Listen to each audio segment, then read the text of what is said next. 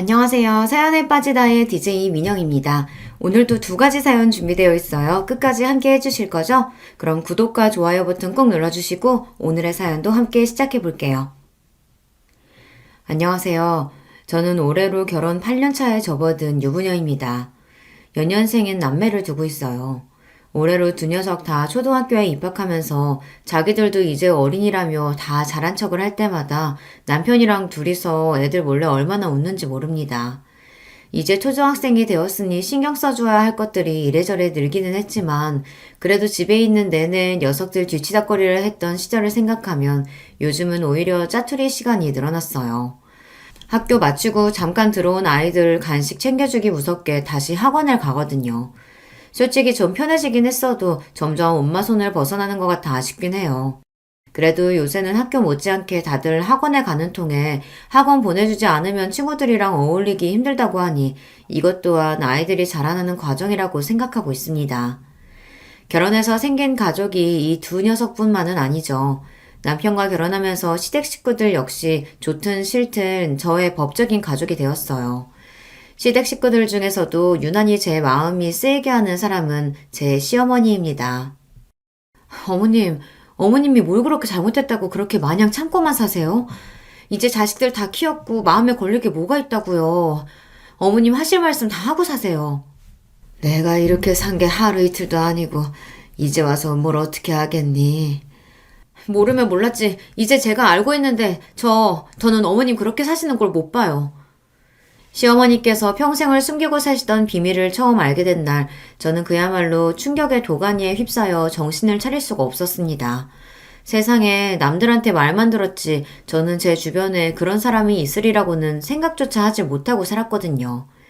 시어머니는 여전히 누군가에게 이런 사실을 밝히기를 꺼려했지만 저는 이게 시어머니가 움츠리고 위축되어야 할 일이 아니라고 생각해요. 이게 다 무슨 소리인가 싶으시죠? 평소에 이 채널에서 삶의 지혜를 많이 보여주신 여러분들이시니 저와 저희 어머니의 사연을 한번 들어보시고 제가 제대로 대처한 게 맞는지 한번 봐주세요. 저랑 남편은 연애를 그렇게 길게 한 편이 아니에요. 직장 다니다 아는 분 소개로 처음 만나 둘 다 처음부터 호감을 가지는 바람에 만난 지 얼마 되지 않아 결혼을 했거든요. 둘 다 이미 사회인으로서 직장 생활을 하고 있었고 어느 정도 기반도 잡아가고 있던 차였던 터라 결혼을 결심하기가 더 수월했던 것 같아요. 특히나 저 같은 경우는 부모님이 워낙 사이가 좋으시거든요. 가정 환경이 이래서 그런가 저 역시 자연스럽게 좋은 사람 나타나면 결혼하는 걸 당연하게 생각하기도 했어요. 미연이 너야 워낙 어릴 때부터 결혼을 자연스럽게 생각했으니 그렇다 쳐도 상대방 가정 환경을 잘 고려해야 돼. 아무리 당사자가 가장 중요하다고 해도 사람은 자기 자란 환경 무시 못하는 법이다. 그래, 네 아버지 하시는 말씀 잘 새겨들어. 너는 성격이 긍정적이어서 그런지 사람을 너무 좋게만 보려는 경향이 있어 걱정이야. 아이 참, 엄마 아빠는 내가 무슨 바본 줄 알아. 친정 부모님 앞에서 큰 소리를 떵떵 치기는 했으나 솔직히 속으로 집안보다 내가 상대가 좋으면 그만이지 생각하고 있었기에 좀 뜨끔했습니다. 그때는 저도 젊었잖아요. 사랑 하나만으로 온갖 세상 역경 다 헤쳐나갈 수 있다고 믿는, 좋게 말하면 낭만적이고 있는 그대로 말하자면 다소 철이 없었죠. 남편과 결혼까지 생각하고 있었음에도 불구하고 남편의 가족들에 대해서는 아직 큰 관심이 없었습니다.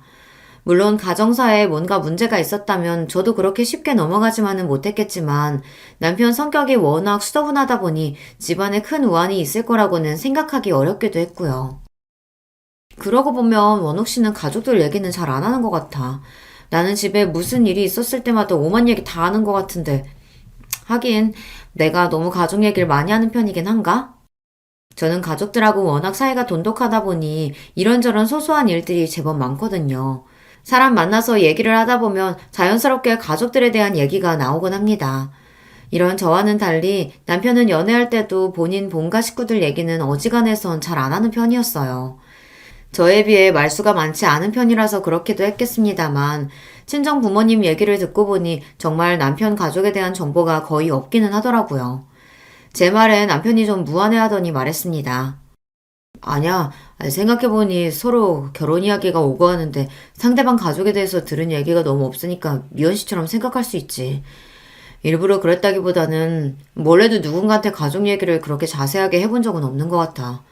그렇다고 딱히 집에 문제가 있다거나 한 건 아니야. 우리 집엔 아들만 둘이잖아. 나나 동생이나 딱히 부모한테 살가운 편도 아니었고. 사춘기 이후로는 집에서 잘 때 빼곤 내도록 밖에서 친구들이랑 어울렸고, 대학 가면서 독립하고 나와서 사니까 아무래도 전보단 더 볼 일이 없어지기도 하고. 그래서 가족들하고 미연 씨네 집처럼 그렇게 어울릴 일이 잘 없어. 일부러 얘기를 안 했다기보다는 뭐 딱히 할 말이 별로 없었다는 게 더 맞겠네. 무안해하면서도 하는 말이 어느 정도 납득이 가더라고요. 저희 집안 분위기는 서로 스스럼 없이 참견하고 어울리는 게 당연했지만 집안 분위기야 각각의 가족마다 다를 테니까요. 저희가 이렇게 지내고 있긴 하지만 아들만 있는 집들 중에서는 남편네처럼 저렇게 별 이유 없이 서로 대면대면한 집도 꽤 있다고 듣기도 했고요. 그리고 그게 뭐 크게 잘못된 건 아니죠. 이왕이면 서로 잘 지내면 제일 좋기는 하지만 가족 구성원 중에 누군가가 크게 분란을 일으키거나 골칫거리가 아니라면 딱히 문제될 일이 아니라는 생각도 들었어요. 아니, 내가 뭐라고 그러려고 꺼낸 말이 아니라 그래도 이제 곧 가족 되신 분들인데 내가 그동안 너무 무심하게 군 건 아닌가 괜히 찔려서 물어본 거였어. 그럴 수도 있지. 우리 가족들이지만 유난스러운 데가 있는 건 나도 알아. 우리 집이 오히려 흔치 않은 걸 수도 있고. 아니야. 그렇게 생각한 적 없어. 사실 내심 부러웠던 적도 많아. 미연 씨는 부모님이 다정하시고 미연 씨도 형제자매 간 사이도 좋고 부모님께도 잘하잖아. 나 미연 씨 하는 거 보고 뜨끔했던 적도 많아. 미연 씨가 그만큼 가족들한테 잘하니까 이렇게 사이가 좋은 거겠지. 나는 그러질 못하니 집안 분위기가 다른 걸 테고.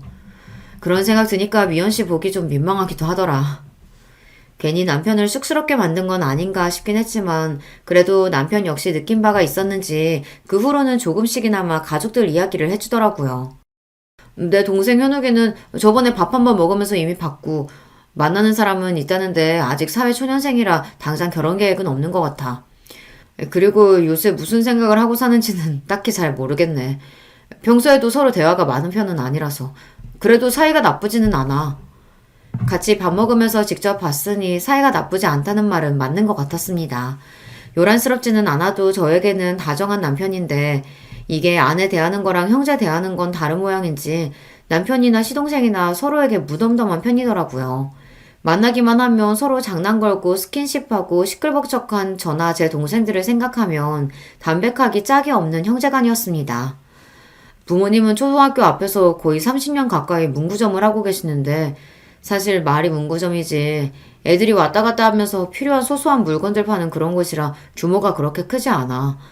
부모님께서 두 분 다 문구점을 하셨기 때문에 뭐 어렸을 적부터 나랑 동생은 집에서 둘이 있거나 아님 뭐 학원을 다니거나 그런 경우가 많았고 그래서 부모님이랑 집에서 살갑게 대화하거나 그럴 시간이 많이 없었어. 주연 씨랑은 가정환경이 좀 다른 편이지?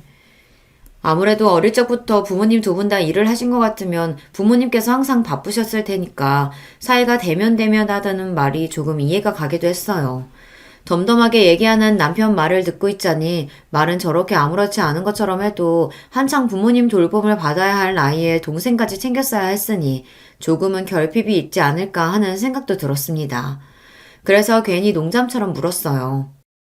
그래도 학교 다닐 때 학교 앞 문구점 아들, 딸들이 제일 부러웠었는데 갖고 싶은 물건도 많고 신기한 것도 많아서 친구들이 많이 부러워했을 것 같아.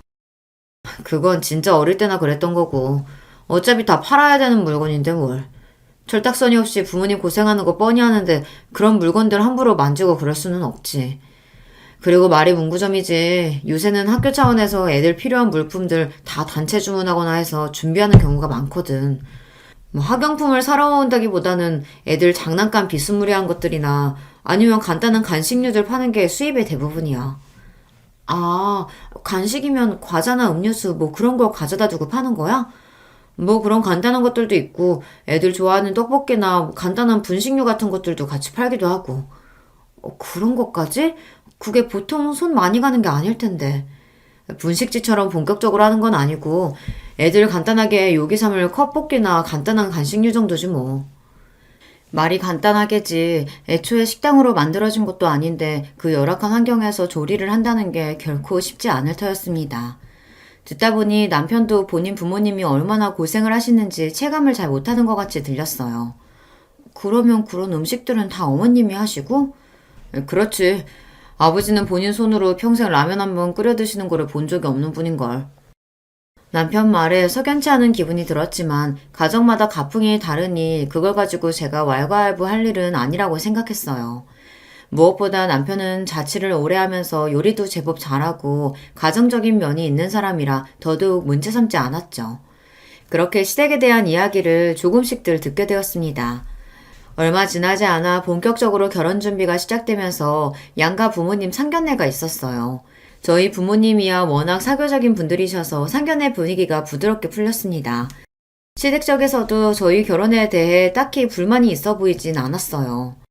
하하, 살다 보니 이렇게 참한 며느리 보는 날도 오고 자식 키우다 보니 이렇게 좋은 날도 오네요.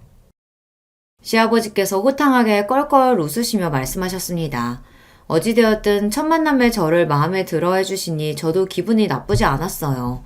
시아버지 옆에 앉아 계시는 시어머니는 말없이 다소 경직된 미소만 지으실 뿐 옆에 앉은 남편 하는 말에 주로 고개를 끄덕이셨습니다. 말씀이 많지 않다는 첫인상을 받았어요. 그렇게 상견례 자리 내내 시어머니 목소리를 듣는 일은 거의 없었어요. 말씀은 주로 시아버지께서 다 하셨습니다. 상견례를 무사히 치른 후 긴장이 다소 풀려서 마음이 풀어졌어요. 남편과 그날 있었던 일을 두런두런 나누던 차에 제가 말했습니다. 아버님께서 참 호인이시더라. 서로 처음 만난 자리니까 어색할 법도 한데 말씀도 잘해주시고 나한테도 좋은 얘기만 해주셔서 내가 긴장이 많이 풀렸어. 당신이 이야기한 것보다 훨씬 다정하신 것 같은데? 그러자 남편이 대수롭지 않게 말했습니다.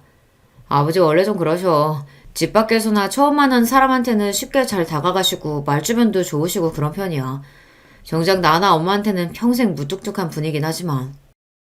저야 방금 듣고 본 것이 시아버지에 대해 아는 전부이니 아까 그렇게 활짝 웃으며 말씀하시던 분께서 그렇게 무뚝뚝한 분이시라는 게 상상이 잘 가지 않았습니다. 남편한테 그런 이야기를 듣고 보니 옆에서 내내 말씀이 없으시던 시어머니가 조금 신경이 쓰이더라고요. 그럼 어머니께서는 평소에도 말수가 저렇게 적은 편이셔? 어머니는 좀 그런 편이시긴 해. 우리 키우면서도 큰 소리 한 번을 내신 적이 없으니까. 당신이랑 현욱 씨가 엄청 효자였나 보네. 아무리 말 잘 듣는 애들이라고 해도 어머니가 집에서 소리 한 번 지르지 않고 키우기는 쉽지 않으셨을 텐데. 왜 그런 말도 있잖아. 아들 있는 집 엄마는 아무리 성격이 소녀 같아도 호랑이 엄마가 된다고. 나나 동생이 말을 잘 듣는 편이긴 했어도 엄마가 항상 우리한테 말을 조심하시긴 했지. 우리 무던한 성격은 아무래도 엄마 쪽에서 온 게 아닌가 싶어. 얘기를 듣다 보니 시어머니가 더 궁금해지더라고요. 상견례에서 많은 대화를 나누지 못해서 더 그런 것도 있었겠지만 인상 자체가 부드럽고 조금은 주눅들어 보이시는 게 왠지 마음이 더 갔습니다.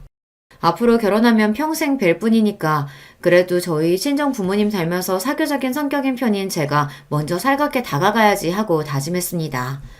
양가 상견례까지 잘 마쳤겠다. 저희 결혼은 순조롭게 진행되었어요. 그 후로 시댁을 몇 번 더 찾아뵈었지만 여전히 시아버지께서는 제게 친절하셨고 시어머니는 말씀은 많지 않으셔도 늘 저를 반겨주셨어요. 이만하면 제법 괜찮은 시댁이다 라는 생각이 들었습니다. 먼저 결혼한 친구들 중에서는 시댁 식구들 중에서 유별난 사람들이 꼭 한둘씩은 있어서 마음고생을 하는 경우가 꽤 있었거든요. 특히 시어머니 문제로 말이에요. 하지만 애초에 말씀 자체가 많지 않으신 시어머니였기 때문에 갈등의 소지는 딱히 보이지 않았습니다. 오히려 곧 며느리로 들어올 저에게 아직도 낯가림을 하시는 것 같았어요. 어머님 이리 주세요. 제가 도와드릴게요. 아니야.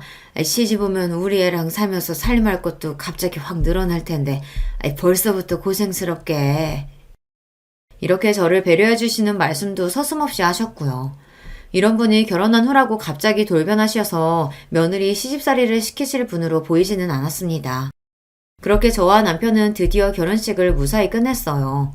결혼 이후로 짧은 신혼여행을 다녀온 뒤 곧장 회사로 복귀해서 신혼생활에 적응하느라 저와 남편 모두 눈꼴 뜰 새 없이 바빴습니다. 생각보다 저희 친정이나 시댁에 갈 일이 그리 자주 있지는 않았어요. 저희 친정에서야 아직 새로운 생활에 적응하느라 바쁜 저를 배려한다고 그러셨겠지만 시댁에서도 굳이 새로 며느리가 된 저를 일부러 불러내시지도 않더라고요. 이 역시 저에 대한 배려라고 느꼈습니다.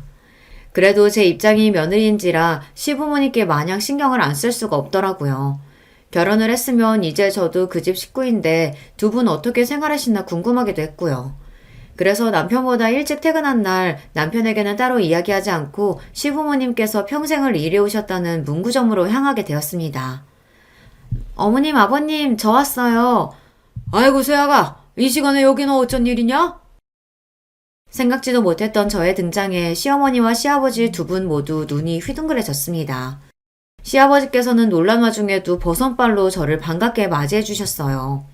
아무래도 시간이 퇴근 시간 무렵이다 보니 초등학생 손님들이 다 빠진 모양인지 가게가 한산했습니다.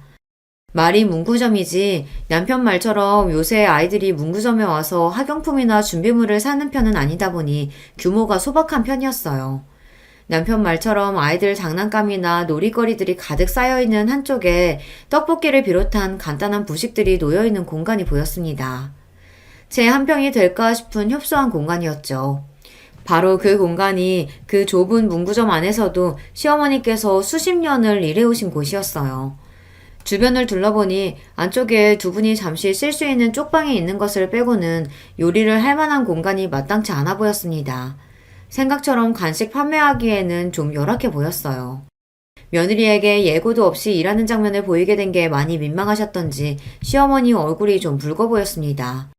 두 분 당황스럽게 괜히 연락도 하지 않고 불쑥 찾아온 건가 싶었지만 그래도 여기서 일하시면서 제 남편 잘 키워주시고 지금껏 길러주셨으니 저도 가족으로서 오지 못할 곳에 온 것은 아니라고 생각했습니다. 두 분 일하시는 거 보면서 추워도 부끄럽다거나 하는 생각은 감히 해본 적도 없어요. 세상에 존재하는 모든 노동은 고귀한 것이고 두 분이 떳떳하게 일하셔서 버신 돈인데 그렇게 생각할 이유가 전혀 없었죠. 그래서 저는 시어머니 손을 꼭 잡고 말했습니다. 어머니 정말 대단하세요. 저는 워낙에 손재주가 없어서 남들 먹이기는커녕 제 입 하나 채우기도 그렇게 힘들던데.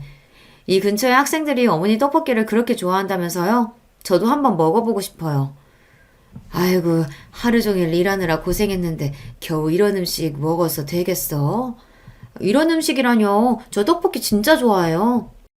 일하는 곳에 처음 찾아온 며느리에게 소박한 음식을 내놓자니 미안하며 어쩔 줄을 모르시면서도 슬그머니 시어머니 표정이 풀어지는 게 보였습니다. 제가 시어머니께 관심을 보이고 옆에 붙어있자 반갑게 맞이하시던 시아버지도 금세 제게 관심을 거두시곤 정리하시던 문구류들을 다시 만지기 시작하셨어요. 아버님, 아버님도 와서 같이 드세요. 응, 나는 요기한 지가 얼마 안 돼서 이거보다 맛있는 거 사줘야 하는데 그걸로 되겠어? 괜찮아요. 어머님 솜씨가 워낙 좋으시잖아요. 그렇게 생글생글 웃고는 드디어 어머님 떡볶이 맛을 보았습니다. 평소에도 워낙 손맛이 좋은 분이시라 그런지 떡볶이도 진짜로 맛있었어요. 제가 떡볶이를 좋아하기도 하지만요. 어머님, 이 정도 솜씨면 따로 분식집을 차리셔도 대박 나겠어요. 아, 내가 무슨 그럴 재주가 되나, 뭐. 얼굴을 붉히시면서도 새 며느리 칭찬에 기분이 좋으신 듯한 시어머니였습니다. 말수가 많지는 않으셨지만 이렇게 시어머니 말씀하시는 걸 듣고 보다 보면 자기 스스로를 많이 낮추시는 것 같다는 생각이 많이 들었어요. 왠지 모르게 자신감도 좀 없어 보이시고 귀도 눌려 보이시고 한평생 열심히 일하셔서 자식들 다 장성시키고 본인 힘으로 이렇게 생활을 잘 꾸려가고 계신데 그럴 이유가 전혀 없었음에도 말이죠. 그날 집에 돌아와서 밤늦게 퇴근한 남편에게 시부모님의 문구점 첫 방문을 미주알 고주알 떠들어댔습니다. 당신 어머님 떡볶이 그렇게 맛있다는 얘기 왜 안 했어? 내가 먹어보고 얼마나 깜짝 놀랐는지 몰라. 어머님 손맛이 좋다는 건 진작 알고 있었지만 애들한테 왜 그렇게 인기가 좋은지 알겠더라. 나야 뭐 분식류는 잘 안 먹으니까. 그리고 엄마가 평생 만들어 파시던 음식이다 보니 좀 질리기도 해서 손이 잘 안 가기도 했고. 하긴 좋은 것도 3번이면 질린다고 하던데 그걸 평생 본 남편 입장에서는 그럴 수도 있겠다 하는 생각이 들었습니다. 그보다 참 가뜩이나 가게가 그렇게 큰 편은 아닌데 어머님이 시설도 제대로 안 갖춰진 곳에서 한편에서 그렇게 고생하시는 거 보니까 내가 마음이 좀 그렇더라. 이제 어머니 연세도 그리 적지 않으신데. 우리도 직장 잡고 어느 정도 수입이 모이면서 어머니는 이제 쉬셔도 되지 않겠냐고 여쭤봤는데 오히려 어머니가 더 밖에 나가서 일하고 싶어 하시더라고. 어머님 성격이 그리 사교적인 편은 아니셔서 고생스럽지 않으실까 했는데, 아무리 애들이라고 해도 하루 종일 손님 상대하는 게 힘들지 않으실까 싶었는데, 그건 또 아닌가 봐. 아무래도 애들이잖아. 그리고 집에서 하루 종일 아버지만 기다리고 있는 걸 별로 달가워하지 않으시는 것 같더라고. 우리 형제 대학 가면서 둘 다 일찍 독립해서 나오고 집에 있는다고 아버지 외에 돌아올 식구가 있는 것도 아니고 그렇다고 우리 집에 살가운 딸이 있는 것도 아니고 집에만 계시기 어머니도 적적하지 않으실까 해서 그냥 그러시라고 했어. 그렇구나. 그럼 내가 가끔씩이라도 문구 좀 들려서 어머니 말동무도 해드리고 그래야겠다. 당신 퇴근하고 피곤할 텐데 그렇게까지 안 해줘도 돼. 걱정하지 마. 무리해서 그러지는 않을 테니까. 나도 어머님이랑 잘 지내보고 싶어서 그래. 제 말에 남편이 더 말을 보태지는 않았지만 그래도 자기 어머님하고 친해지고 싶다고 하는데 굳이 말리지는 않더라고요. 그렇게 퇴근하고 짬날 때마다 제 체력에 무리가 가지 않는 선에서 시부모님 문구점을 방문하는 일이 잦아지게 되었습니다. 처음에는 하루 종일 일한 사람 수고스럽다며 오지 말라고 손사래를 치던 시아버지께서도 그런 제가 좀 익숙해지셨는지 슬슬 덤덤하게 맞이해 주시기 시작했습니다. 평소 식구들에게 무뚝뚝하다는 남편 말이 틀린 건 아니었는지 오히려 자주 보고 익숙해지자 처음에 살갑게 대해주시던 모습보다 다소 심드렁해지신 시아버지셨어요. 반면 시어머니께서는 조금 달랐습니다. 첫 며느리임에도 불구하고 저를 어려워하시는 티가 역력하셨던 시어머니께서 제가 먼저 살갑게 다가가자 조금씩 마음을 열어주시기 시작하신 거예요. 처음에는 그 좁은 문구점에 엉덩이 붙일 곳조차 마땅치 않아 옆에 서서 어머님을 도와드리겠다고 하는 저를 보고 어쩔 줄 몰라 하셨거든요. 그런데 이런 방문이 여러 번 이어지자 이제는 제가 문구점에 들어서면 먼저 다가오셔서 슬그머니 손을 잡아주시는 어머님이셨습니다. 퇴근하고 평일에 쉴 시간도 부족할 텐데 왜 또 여길 왔어? 저녁은 먹고 온 거야? 아니요, 저 배고파요, 어머님. 어머니 떡볶이 먹고 싶어서 아무것도 안 먹고 왔어요. 이렇게 부실한 음식 말고 제대로 된 걸 먹어야지. 그렇게 말씀하시며 집에서 일부러 저 먹이려고 싸우신 밑반찬틀을 쪽방 안에 펼쳐놓고 제 저녁부터 챙겨주시는 시어머니셨습니다. 아유, 어머니 일부러 안 그러셔도 된다니까. 시댁 식구들이랑 좀 더 가까워지고 별 재주는 없지만 조금이나마 도움이 되고자 해서 온 건데 오히려 시어머니께 일감을 하나 더 늘려드린 것 같아서 송구스러웠어요. 그럼에도 불구하고 얼른 저녁 먹으라며 제 손에 숟가락을 쥐어주시는 시어머니셨습니다. 우리 집에서 먹는 반찬 그저 조금씩 더러운 거밖에 없는데 수고스러울 거 하나도 없어. 매일 고생하는 사람 밥이라도 제대로 챙겨 먹여야지.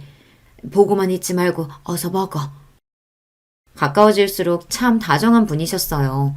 며느리라고는 해도 아직 결혼한 지 얼마 되지 않아 안지도 오래되지 않았는데 꼭 본인 딸처럼 저를 살뜰하게 챙겨주시는 시어머니셨습니다. 저 역시 처음에는 제게 대면대면 하셨던 분이 제게 이렇게 마음을 써주시고 애정을 표현해주시는 게 기뻐서 시어머니를 뵐 때마다 기분이 좋았습니다. 한번 마음 열어주기가 어려워서 그렇지 본인 사람에게 한없이 마음을 퍼주시는 분이셨어요. 그렇게 시어머니와 가까워지고 그분을 자주 뵙게 되자 전에는 몰랐던 것들이 하나둘씩 눈에 들어오기 시작했습니다. 어머님 손목 다치셨어요? 손문 쪽이 많이 부었는데요. 이거? 이거 왕구 들어있는 박스 나르다가 내가 다른데 정신을 파는 바람에 조금 삐끗했어. 아무렇지도 않아. 걱정 안 해도 돼. 황급히 손목을 숨기는 시어머니셨지만 이미 제 눈에 금방 생긴 멍자국과 부풀어 오른 손목이 들어온 후였습니다. 어머니 조심 좀 하시지. 가만 보면 이렇게 얌전하신 분이 왜 이렇게 자주 다치시나 몰라요. 병원 가봐야 하는 거 아니에요? 이 정도로 무슨 병원은 금방 놔두면은 금세 나 괜찮아. 저를 챙겨주시는 거에 반에 반만 스스로를 챙기셔도 참 좋을 텐데 본인 몸에는 영 신경을 쓰지 않으시는 시어머니셨어요. 그러고 보면 시어머니께서 자잘하게 몸에 새로운 상처를 달고 오실 때가 잦은 편이었습니다. 생각해보면 그때부터 의심을 했어야 했어요. 제가 평소에 보는 시어머니께서는 매사 조심스러운 분이셨고 행동도 역시 마찬가지셨어요.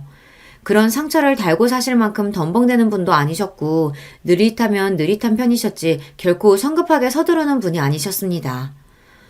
여보, 어머님이 평소에 상처가 너무 자주 생기시는 것 같아. 아무래도 연세가 있으셔서 문구점 일하시는 게 고생스러워서 그런가? 공간도 좁은데 이리저리 왔다 갔다 할 일이 많으면 아무래도 부딪히기도 쉽잖아. 근데 엄마는 우리 어렸을 때도 좀 자주 다치시는 편이긴 하셨어. 그렇다고 크게 다치신 적은 없지만 자잘한 상처는 항상 달고 사셨던 것 같아. 어릴 때부터 그랬다고? 아무래도 가게 안이 좋다고 뛰어다니는 애들도 제법 있고 물건 채워나를 일도 많고 하다 보니까 그렇겠지. 대수롭지 않게 말하는 남편이었습니다. 제가 너무 예민하게 생각하는 건가 싶어질 지경이었어요. 하지만 생각해보면 이상한 건 그뿐만이 아니었습니다. 그렇게 다치는 빈도수가 잦은 시어머니셨는데 생각해보면 제 앞에서 다치신 적은 한 번도 없었거든요. 그런 분이 제가 없을 때라고 다치실 만한 일이 그렇게 잦을까 조금 이상하게 생각되었어요.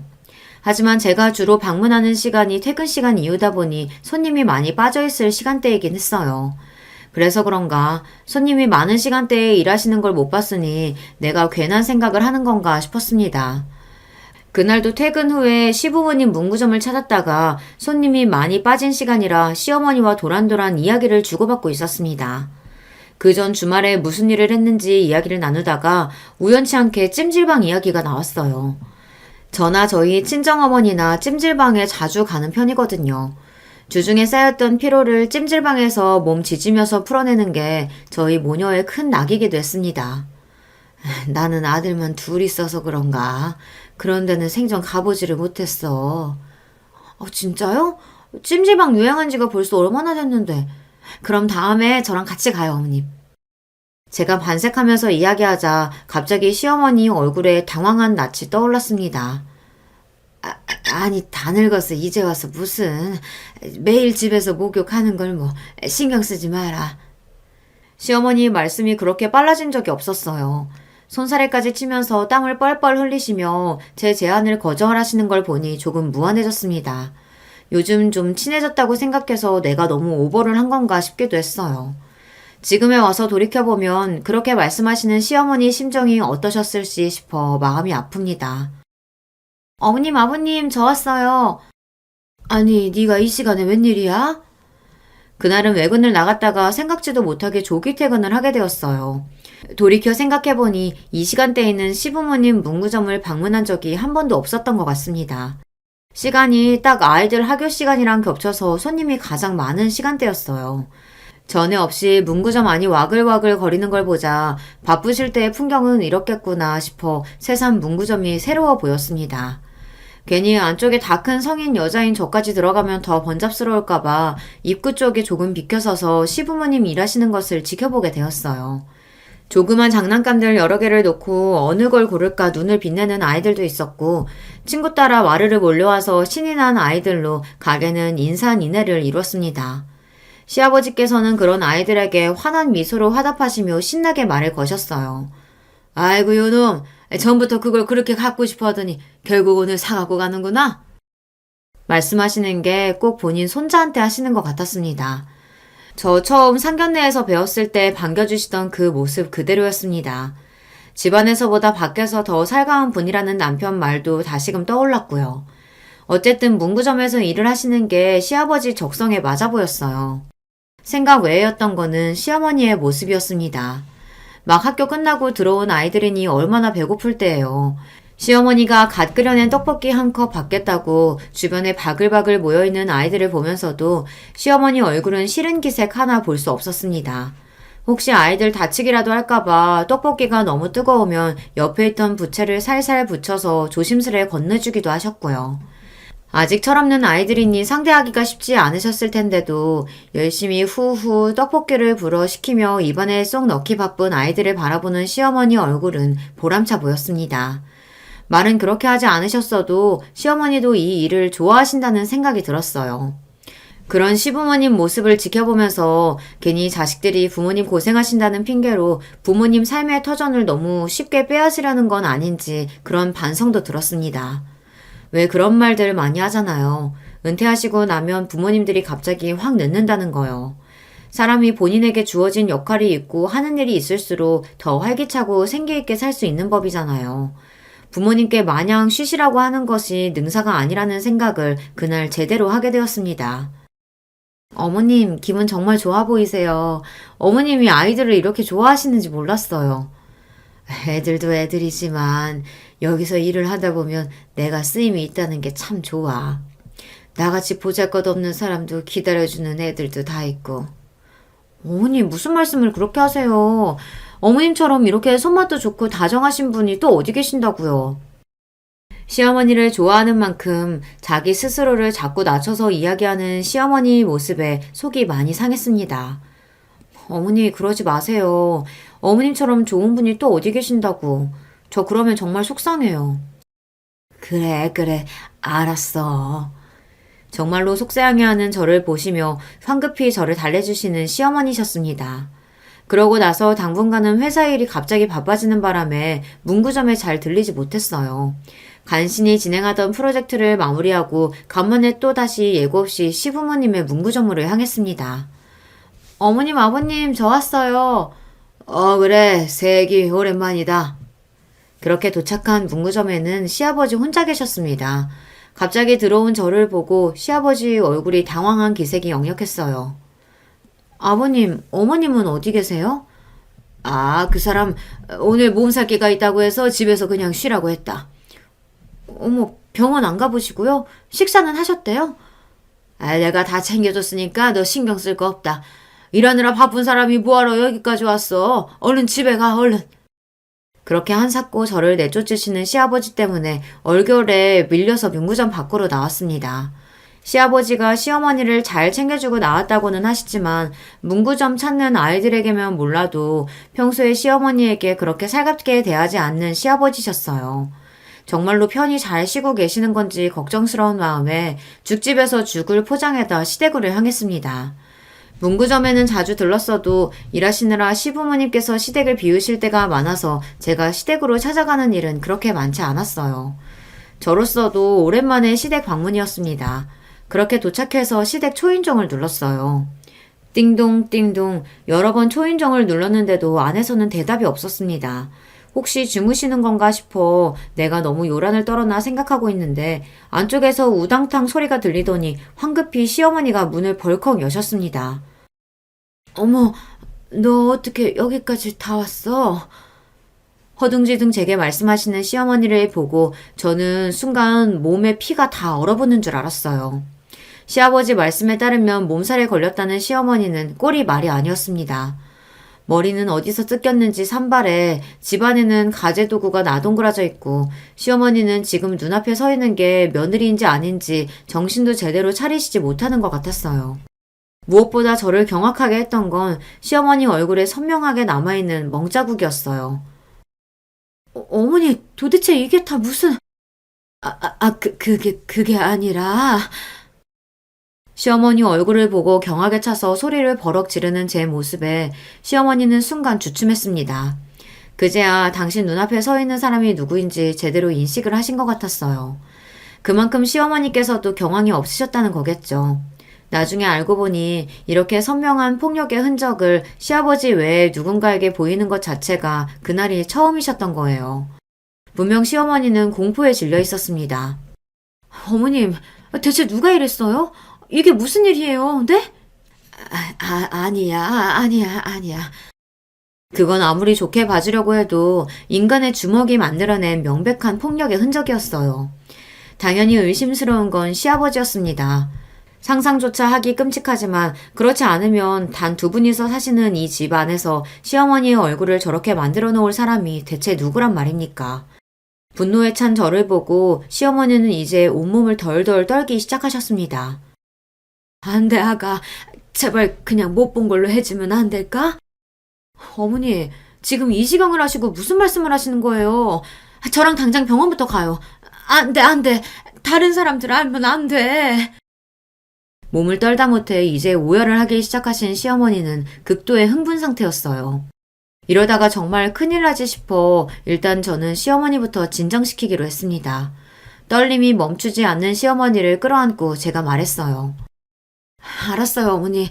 어머니 시키는 대로 할 테니까 제발 진정하세요. 네? 그렇게 한참을 안고 토닥이고 나서야 겨우 시어머니의 몸의 떨림이 진정되었습니다. 처음에는 이 사실을 들키면 안 된다는 생각에 정신없이 소리를 치시던 시어머니도 차츰 정신이 들며 며느리에게 부끄러운 꼴을 보였다는 수치심에 고개를 들지 못하셨어요. 어머님 잘못하신 거 하나도 없어요. 그러지 마세요, 제발. 주연아, 우리 아들들 나 이렇게 사는 거 아무도 몰라. 얘기하면 안 돼, 응? 어머님, 대체 언제부터 이러신 거예요? 아버님이 항상 이러셨어요? 그러자 설움이 복받쳤는지 시어머니께서 다시 눈물을 뚝뚝 떨구기 시작하셨습니다. 주연아, 내가 이렇게 산다. 나 너희 시아버지한테 평생 이렇게 맞고 살았어. 시어머니의 그 말 한마디에 피가 거꾸로 솟는 기분이었어요. 도대체 이 집안에서 얼마나 긴 시간 동안 있어서는 안 되는 일이 벌어졌는지 그 끔찍함에 입을 다물 수가 없었습니다. 가족에게 무심한 사람이라고 생각하긴 했지만 설마 시아버지가 이런 사람일 거라고는 상상도 하지 못했어요. 이게 도대체 사람이 할 짓입니까? 잘못이 있다고 하더라도 사람한테 손찌검을 해서는 안 되는 일인데 시어머니는 평생 시아버지 하는 말에 군말 없이 따르기만 하는 순종적인 분이셨습니다. 아무리 생각해도 시어머니가 이런 대접을 받을 이유가 없었어요. 더 기가 막혔던 건 평생 이렇게 사셨는데도 남편을 비롯한 아들 둘이 이걸 평생 몰랐다는 겁니다. 어머님, 아들들이 정말 몰랐다는 거 확실해요? 애들은 몰라. 원욱이도 현욱이도 절대 몰라. 내가 이거 모르게 하느라고 얼마나 애를 썼는데. 어머니, 도대체 이런 걸 왜 참고 사셨어요? 어머니가 뭘 잘못했다고요? 나도 네 시아버지 이럴 때마다 정말 끔찍했지만 그래도 애들한테 손 안 대는 게 어디야 라고 생각했어. 그 사람도 자식 보기 부끄러운 줄은 알았나 본지 평소에는 화가 나서 나한테 손을 대도 얼굴이나 눈에 드러나는 곳을 건들진 않았었는데 얼마 전에는 자기 성질을 못 이겨서 이렇게 만들어 놓긴 했지만 그래도 이렇게 얼굴을 대놓고 때리는 경우는 많지 않았어. 자기도 해놓고 나서 놀라는지 며칠 가게 나오지 말라고 하더라. 그게 지금 할 소리입니까? 사람 얼굴을 이 지경으로 만들어 놓고 병원에 가지는 못할 망정 집안에 박혀있으라고 한 거나 마찬가지잖아요. 하기야 제정신이 박혀있는 인간이라면 어떻게 자기 부인을 이 모양으로 패놓을 수가 있습니까? 시아버지가 정말이지 야차같이 느껴졌습니다. 그때는 어떻게든 시어머니를 이런 끔찍한 환경에서 빼내야 한다는 생각밖에 들지 않았어요. 어머님, 이러다가 정말 큰일 나요. 한번 손찌검하기 시작한 사람은 절대 그 버릇 못 고친대요. 그래도 한번 이러고 나면 자기도 양심이 있는지 한동안은 안 건드려. 괜찮을 거야. 양심은 무슨 양심이요? 어머니, 사람 이렇게 만들어 놓고 무슨 양심이 있다는 거예요? 흥분해서 화를 주체하지 못하는 저를 도리어 어머니께서 달래시는 판국이었습니다. 어머니 정말 이대로 사실 거예요? 어머니가 괜찮으실진 몰라도 저는 어머니 이렇게 사시는 거 절대 못 보겠어요. 그러고는 그 자리에 주저앉아 펑펑 울기 시작했어요. 처음에는 우는 저를 보고 어쩔 줄을 몰라 하시던 시어머니께서도 이내 제 옆에 주저앉아 엉엉 울음을 쏟아내기 시작하셨습니다. 마치 그간의 서름을 다 쏟아내려는 듯 말입니다. 그리고 정말이지 칼을 가는 한 달여의 시간이 지났습니다. 그동안 일부러라도 문구점을 찾아가거나 하는 등의 혜연아 시아버지 마주칠 만한 짓을 하지 않았어요. 만반의 준비를 마치기 전까지 발톱을 숨기고 때를 기다렸죠. 마침내 결전의 그날 마치 사람 하나를 때려 죽이기라도 할 듯 노기등등한 기세로 시아버지가 저희 집으로 쳐들어왔습니다. 목표는 저희가 아니라 시어머니였어요.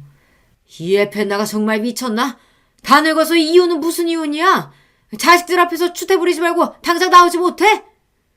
제 손을 꼭 잡은 시어머니의 손이 사시나무 떨리듯 떨리기 시작했습니다. 저는 불어 시어머니 손을 더욱 힘을 주어 잡았습니다. 당장이라도 시어머니께 달려들 듯한 시아버지 앞을 남편이 막아섰어요. 지금 추태는 누가 부리고 있는데 그동안 자식들 모르게 내 어머니한테 손 찍어매놓고 어떻게 뻔뻔하게 여기까지 쳐들어올 생각을 합니까? 아버지가 그러고도 사람입니까? 분노에 차 사자어를 지르는 남편을 보고 시아버지는 주춤했습니다. 당신이 제 마누라 손찌검한 사실을 아들이 알고 있었다는 것에도 놀란 것 같지만 이제는 장성해서 자기보다 머리 하나는 더 큰 아들 기세에 눌린 거였죠. 폭력이라는 게 결국 저런 겁니다. 자기보다 약한 사람 내리찍는 사람은 그보다 더 물리적으로 우세한 사람에게 주눅들기 마련이죠. 아무리 자식이라도 시아버지가 남편 힘을 이길 수 있을 리가 만무했으니까요. 결국 시어머니께 그리 절대자처럼 군림하던 시아버지도 저리 별것 없는 인간이었다 그 말입니다. 너 지금 무슨 말도 안 되는 소리라는 거야? 설마 정신 나간 네 어미가 하는 말 믿는 건 아니지? 정신 나간 건 내가 아니라 당신이야. 그 긴 세월 자기 부인을 이렇게 학대해놓고 그게 미친 짓이 아니면 뭐야? 나 더는 당신같이 끔찍한 인간이랑은 못 살겠어. 이게 진짜? 자식들이 앞에 있는데도 성질을 못 이기고 손을 올리는 시아버지 앞을 저희 부부가 막아섰습니다. 진짜 미쳤어요? 이러고도 내 엄마한테 정신 나갔다는 소리를 해? 두 번 다시 어머님 앞에서 손 올릴 생각하지 마세요. 경찰에 신고할 거예요. 그러고는 바닥에 그간 모았던 증거 자료를 촥 뿌렸습니다. 그걸 본 시아버지 얼굴이 새파랗게 질렸습니다. 수십 년간 당신이 제 아내 몸에 남긴 폭력의 흔적들이 고스란히 담긴 사진들이었으니 그럴만도 했죠. 저 끔찍한 시압이라는 작자가 빠져나갈 구멍이라고는 바늘 들어갈 자리조차 없었습니다.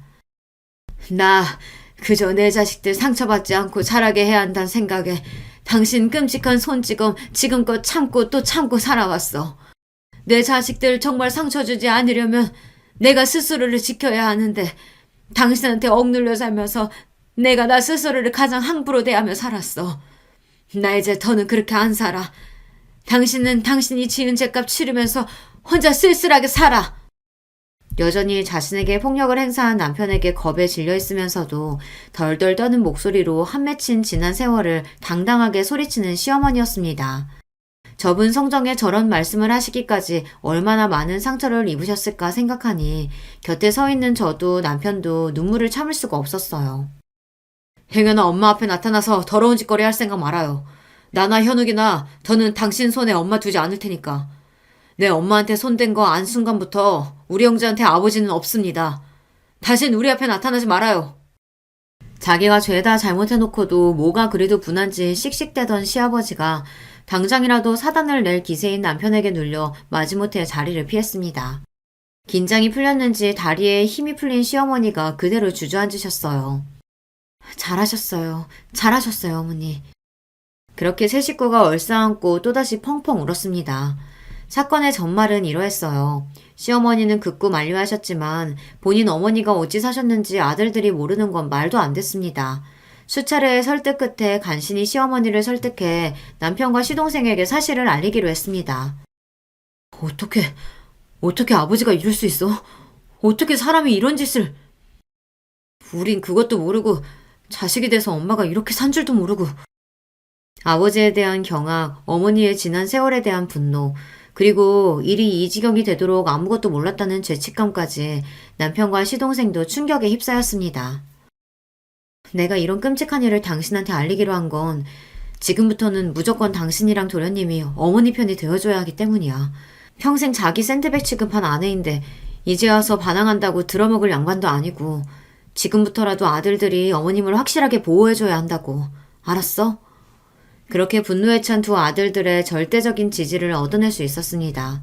그 다음은 이혼 소송과 형사 고발을 위한 자료 수집이었어요. 시어머니께서 그동안 주기적으로 폭행당한 스스로의 몸을 촬영하시고 폭력의 증거를 수집해 오셨던 건 의외의 사실이었습니다. 나는 몰라도 혹시나 나중에라도 내 새끼들한테까지 손을 뻗치면 어쩌나 싶어 설마 하는 마음에 준비해둔 거였어. 근데 이렇게 쓰게 될 줄은 나도 몰랐다. 잘하셨어요, 어머니. 이혼 소송은 물론이거니와 경찰에 시아버지를 고발하기에도 차고 넘치는 자료였어요. 그렇게 시어머니의 제대로 된 반격이 시작된 겁니다. 이건 시작에 불과했어요. 그동안 어머님이 부식 판매해서 현금 모인 건 다 시아버지가 따로 꽁쳐뒀다면서요. 그러면 이혼할 때 위자료나 재산 분할도 얼마 안 나올 텐데 그건 안 되죠. 어머님이 얼마나 고생해서 버신 돈인데 그 돈 숨겨둔 곳 모르세요? 왜 몰라. 그 사람 하는 짓이야 뻔한 걸. 그렇게 시아버지가 제가 몰래 숨겨둔 현금 숨겨둔 곳에서 돈이 줄줄 새는 줄도 모르는 동안 착실히 그걸 빼돌려다 금고에 따로 숨겨두었습니다. 와, 저는 은행 안 가는 사람 있다는 말만 들었지 현금을 그렇게나 숨겨둔 사람은 또 처음 봤네요. 애초에 세금 몇 푼 안 내보겠다고 숨겨둔 돈이니 어디 신고도 못할 테고 고스란히 시어머니 새 출발 자금이 될 돈이었습니다.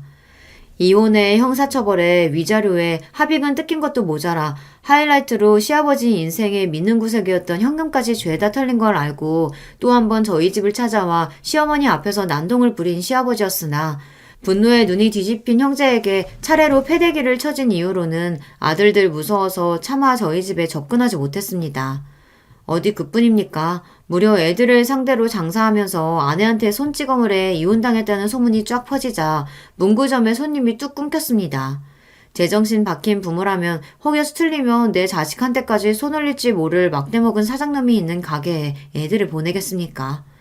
수십 년을 이어온 문구점이 금세 매물로 나오는 데는 긴 시간이 걸리지 않았습니다. 미연이 네가 아니었다면 지금까지도 그 인간한테 맞으며 살고 있었겠지. 누구한테라도 들키면 죽을 줄 알았는데 막상 나보다도 더 아파해주는 너를 보니 그제야 더는 이렇게 살지 않을 용기가 났다. 나는 네가 살려준 거야, 미연아. 한동안 정신관 치료도 받으시고 시어머니 역시 고생이 많으셨으나 서서히 지금은 회복하시며 진정한 본인의 삶을 살고 계세요. 요즘에는 또래들 동호회 활동도 조금씩 참석하시는 등 점점 밝아지시는 시어머니 모습에 뿌듯한 기분입니다. 고생하신 세월이 길었던 만큼 앞으로의 여생은 그저 행복만 가득하셨으면 해요. 오늘 제 여기는 여기까지입니다. 부디 저희 어머님 행복하시기 함께 기원해 주시면 더없이 기쁠 거예요. 들어주신 여러분 모두 좋은 하루 되시길 바랍니다. 안녕하세요. 저는 70이 넘은 노인입니다. 몇 년 전 제가 겪었던 무척 슬픈 사연이 있어서 한번 털어놓고 싶어 사연을 보내봅니다. 저는 젊은 시절 상당히 고생을 많이 하며 살았습니다. 굉장히 가난한 어린 시절을 보냈죠. 전쟁의 기억이 명확하게 있는 나이는 아닙니다만 저희 부모님은 전쟁으로 인해서 큰 타격을 입었습니다. 원래 시골에서 평범하게 농사 지으며 먹고 사는 데는 문제가 없는 가정이었지만 전쟁으로 인해 농토가 전부 폭격되고 나서는 아무것도 남지 않았다고 해요. 피난을 갔다가 돌아온 고향에는 정말 말 그대로 쑥대밭이 된 동네밖에 남은 것이 없어서 동네 사람들도 전부들 돌아왔다가도 발길을 돌려 서울로 향했다고 합니다. 저희 부모님 역시 마찬가지였고요.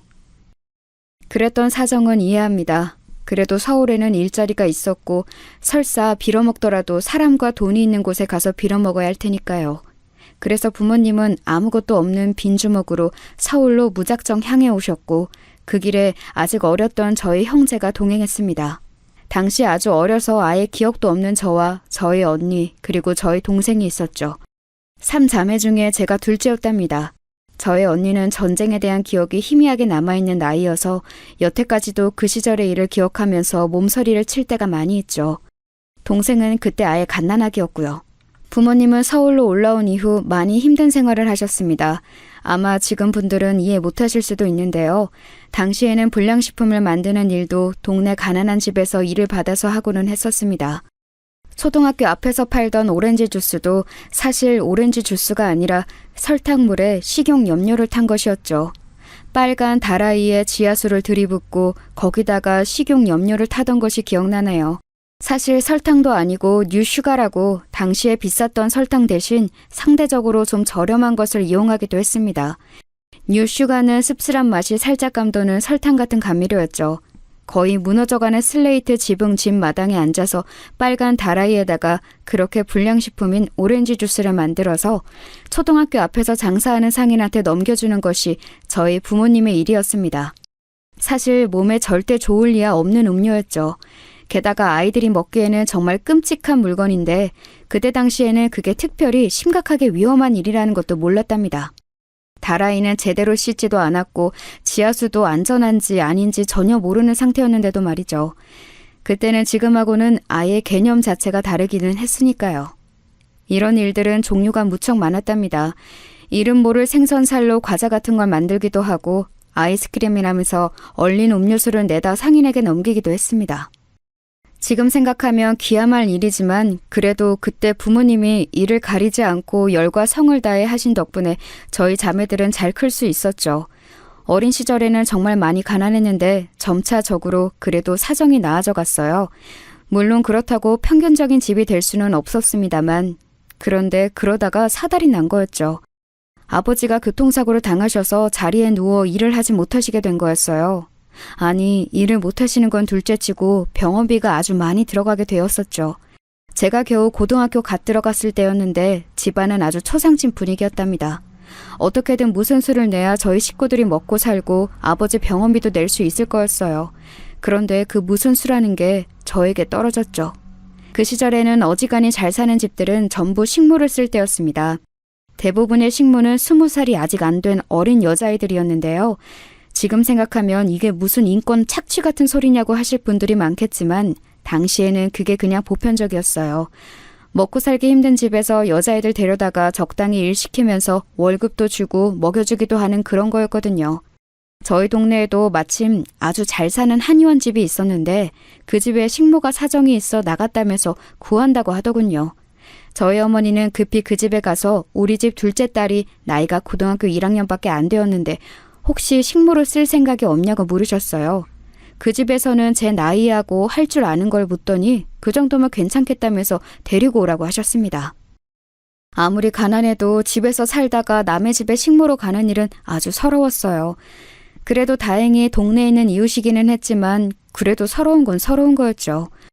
원래 시골에서 몸 의지할 곳 없는 여자애들이 가는 것이 식모였기 때문에 내가 그런 애들하고 비슷한 처지가 되었다고 생각하니 더 그랬던 것 같습니다. 하지만 용 빼는 재주 있나요? 아버지는 편찮으시고 집 식구들은 다 굶어 죽을 위기니까 저로서도 어떻게 할 도리가 없었죠. 그래서 결국은 얌전하게 그 댁으로 들어갔어요. 식모는 밤 늦게까지도 그 댁 사람들이 부르면 바로 일어나서 일을 해야 하기 때문에 집으로 꼭 들어가야 하는 위치였죠. 그 댁 작은 방을 내주셔서 들어가 살게 되었습니다. 처음에는 무척 서럽고 힘들게 생각했는데 지내다 보니까 생각보다는 괜찮았어요. 아무래도 저희 집은 동네에서 제일 구석진 곳에 있었고 슬레이트 지붕을 인 납작한 집이어서 여름에는 정말 미친 듯이 더웠거든요. 사우나나 찜질방 저리 가랄 정도로 덥고 습도가 높았어요. 하지만 잘 사는 집이라서인지 한옥기와 지붕도 높고 마당도 작지만 있어서 물을 뿌려 두셨거든요. 여름에는 마당 한켠에 물을 담가두고 거기에 수박도 넣어두고요. 음식을 잘 해잡수는 집이라서 저도 그곳에서 그간 먹어보지 못한 음식들을 잘 얻어먹었었지요. 일은 열심히 하는데도 살이 도리어질 정도였어요. 그리고 그 댁 어른들도 좋은 분들이셨고요.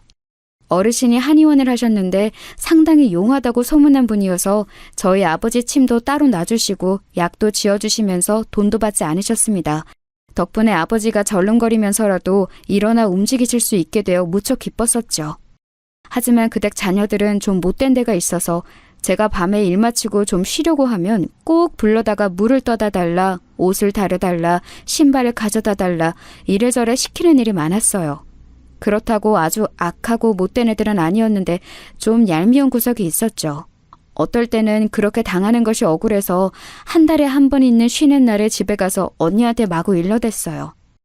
어린애들이 그렇게나 저를 부려먹는다고요. 사실 언니는 첫째 딸로서 자기가 집안을 책임지지 못하고 제가 대신 고생을 하는 것에 무척 미안함을 표현하고는 했어요. 언니는 저하고 5살 차이로 이미 20살이 넘어 성인이었기 때문에 식모로 들어가기에는 나이가 좀 있었던 거였죠. 원래 언니가 자기가 가겠다고 했지만 그 댁에서도 좀 어린아이가 그 집 자녀들이 대하기도 낫다면서 거절했었어요. 그런 상황이니 언니가 저한테 얼마나 미안했겠어요. 하도 미안해해서 제가 걔네들이 그렇게 못된 애들은 아니라고 그냥 좀 얄미울 뿐이라고 언니한테 도리어 해명을 해야 할 정도였죠. 장녀로서 아무것도 못해서 정말 너무 미안하다면서 언니는 제 손을 잡고 계속 주무르고 크림을 발라주었어요. 당시에는 화장품 크림을 방문 판매 아주머니들이 팔고는 했었는데 언니가 몰래 그거 하나를 사놓고서 제가 물일 때문에 손이 튼 걸 보고는 발라주고 했었죠. 언니의 그 손길 하나가 얼마나 큰 위로가 되었는지 몰라요. 당시 엄마는 아버지를 간병하고 돈을 버느라 저한테 신경을 쓸 여력이 없었고 언니 역시도 밖에 나가 식당에서 일을 하면서 돈 버느라 바빴는데 엄마가 아닌 언니가 저한테 정말 많이 배려를 해주었거든요. 동생은 아직 어렸지만 저한테 미안하다면서 빨리 다시 같이 살고 싶다고 매달렸었고요. 그래도 어려웠던 그 시절을 저희는 최선을 다해 같이 이겨냈어요. 주인댁 어르신의 침과 약 덕분에 아버지가 조금씩이라도 거동을 하게 되었고 덕분에 어머니의 간병 부담이 상당히 줄어들게 되었습니다. 언니는 식당에서 일하면서 그 식당 주인 눈에 들어서 좀 더 높은 급여를 받게 되기도 했고요. 그 즈음에 제가 20살이 넘게 되면서 주인 댁에서 나오게 되었죠. 아직 아이들이 어린이 고등학생쯤 되는 식모여야 애들이 좋다면서요. 주인 댁 어르신은 좋은 분이었기 때문에 제가 그만둘 때쯤 꽤 큰 돈을 저한테 쥐어주셨습니다. 지금으로 말하면 이를테면 퇴직금 같은 거였죠. 어르신이 하셨던 말씀이 기억나네요. 갑자기 큰 돈 생겼다고 막 쓰지 말고 꼭 이거 쥐고 발판 삼아 더 잘 살 생각을 해야 하는 거란다. 알겠니? 어르신이 하신 말씀은 진심으로 걱정해서 하신 말씀이었습니다. 아예 돈을 써본 적이 없는 애한테 큰 돈을 쥐어주니 아무래도 걱정이 되셨던 것 같았어요. 하지만 그 돈을 알게 된 어머니는 당연히 집안 식구들이 나눠 써야 한다고 주장하셨습니다. 그게 논쟁거리가 된다고도 생각하지 않으셨던 것 같아요. 그냥 그때까지 모든 식구들이 나가서 돈을 벌어오면 곧장 집안 생계비로 전부 다 써버렸으니까요. 하지만 저는 그때 처음으로 좀 억울한 마음이 들었습니다. 당시에는 이미 언니와 어머니 그리고 제가 그간 벌어왔던 돈이 모여서 생계에 큰 지장은 없었어요. 어르신의 도움으로 아버지도 이제 거동이 가능해서 병원비도 크게 들지 않았고요. 아니, 그때쯤 이미 병원에서는 아버지가 아무리 치료를 받아도 이 이상 낫지는 않을 거라는 판단을 내린 뒤였습니다. 그러니 사실 집안에 반드시 필수적으로 들어가야 할 큰 돈은 없는 셈이나 마찬가지였는데 제 돈을 가져다가 막무가내로 써버리시려고 하니 저는 억울했던 거죠. 어머니는 그 돈으로 조금 나은 집으로 이사를 갈 거라고 꿈에 부풀어 있었습니다.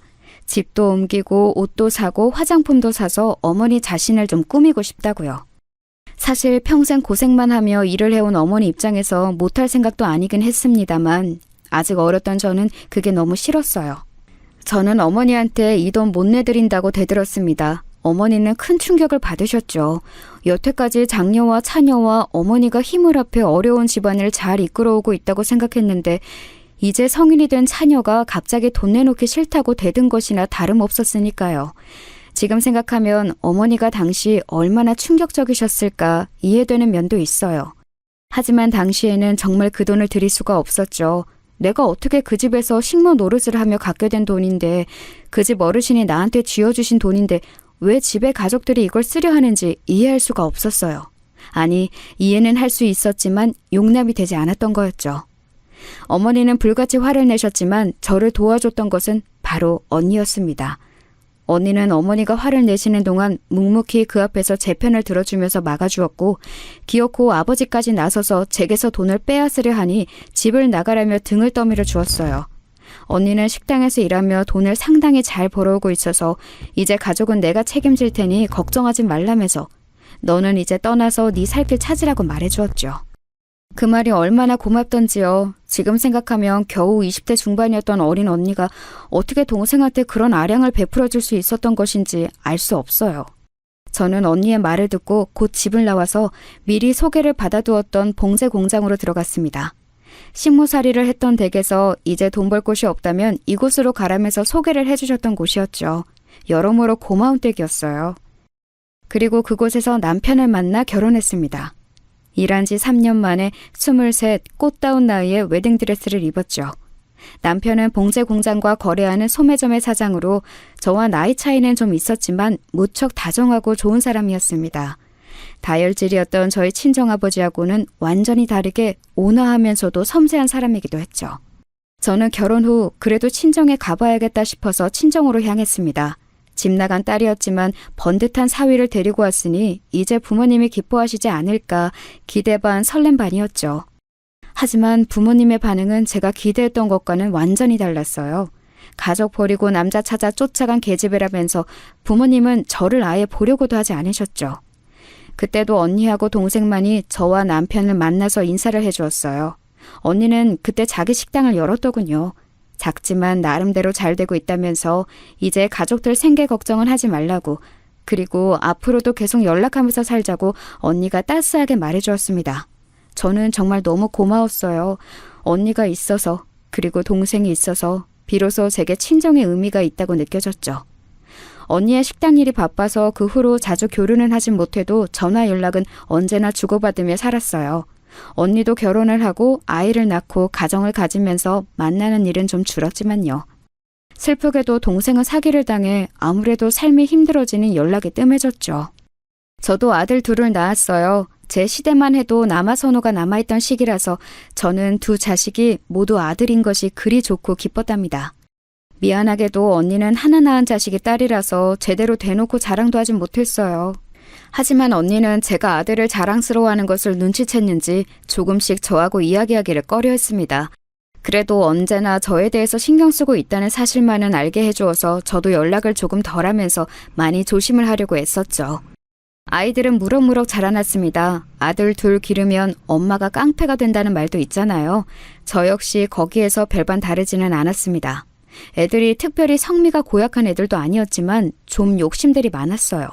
큰애는 작은애가 뭘 물고 있으면 꼭 그걸 빼앗아서 자기가 먹어야 성미가 풀렸고, 작은애는 큰애가 가지고 노는 장난감을 항상 뒤로 빼돌려서 자기 침대에 갖다 놓더라고요.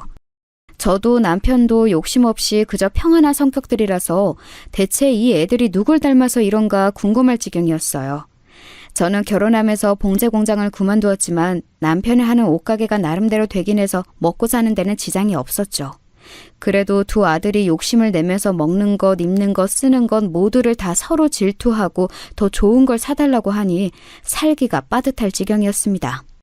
물론 애들이야 너무 예뻤죠. 욕심은 많아도 큰애는 듬직하고 선선한 면이 있었고, 작은애는 애교 많고 눈치 빠른 예쁜 점이 있었답니다. 내 속에서 난 같은 아들들이라도 이렇게 다르구나 싶어서 가끔 감동적일 정도였어요. 애들 기르면 언제나 자기도 모르게 감동하고 좋은 추억이 남는 그런 시간들이 있잖아요. 저희 아들들도 똑같이 마찬가지였던 거죠. 남편도 온화하고 좋은 사람이었고 아들들도 그렇게 저한테 좋은 추억을 안겨주어서 나름대로 행복한 삶을 살았다고 자부합니다. 큰애는 공부를 정말 잘했고 작은애는 그 정도는 아니더라도 나름대로 모범생 축에 들었어요. 주변 엄마들은 저를 많이 부러워했었죠. 욕심 많은 애들이라도 그 성격 덕분에 공부를 잘하는 거라고 저는 그렇게 생각하면서 뿌듯해하기도 했어요. 그런데 문제는 큰애가 대학에 들어가고 나서 발생했습니다. 남편이 교통사고로 사망한 거였죠. 남편은 여느 날이나 똑같이 아침 일찍 가게로 나가려고 차를 타고 운전해서 도로로 진입했는데 역주행해서 오던 차량과 정면으로 부딪혀서 세상을 떠났습니다. 저희가 뭔가 병원으로 데리고 와서 뭘 해볼 겨를도 없이 그냥 사고 현장에서 즉사한 거였죠. 그래도 나중에 이야기 듣기로 너무 순간 죽어서 고통은 없었을 거라는 게 유일한 위안이었습니다. 저는 거의 기절할 것처럼 울었었죠.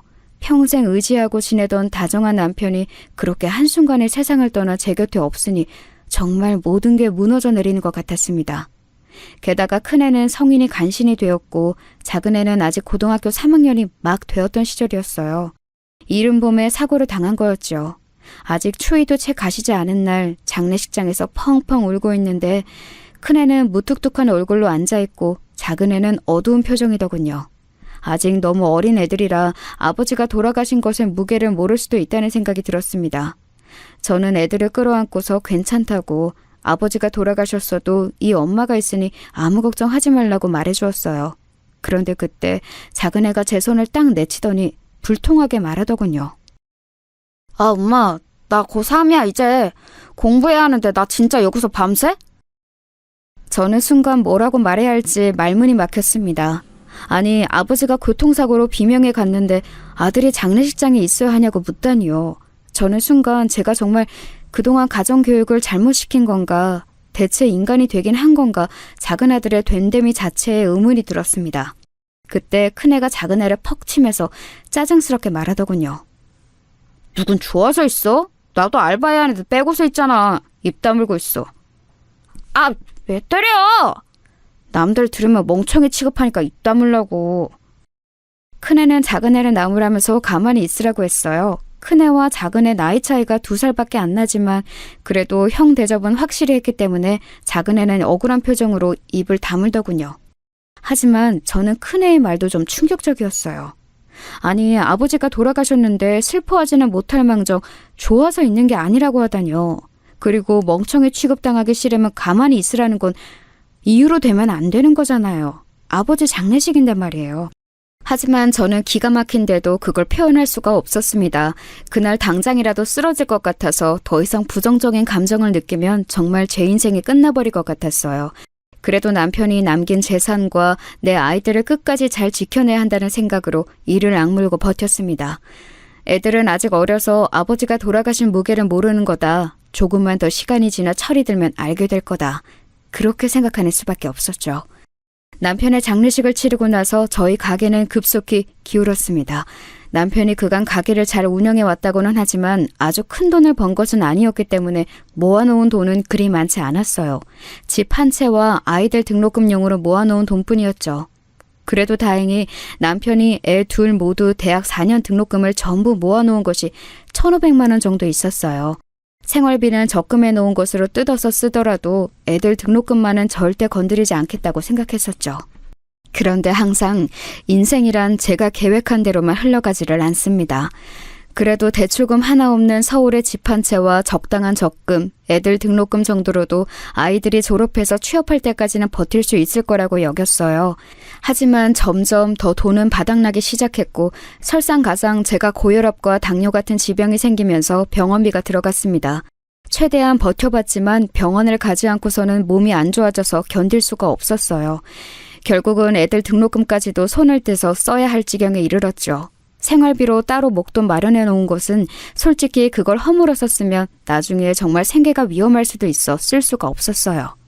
애들을 불러다 놓고 저는 솔직하게 상황을 전했습니다. 지금 우리 집 사정이 이렇다. 미안하게도 엄마가 몸이 아파서 너희들 등록금으로 아버지가 남겨놓은 돈을 써야 할 것 같다.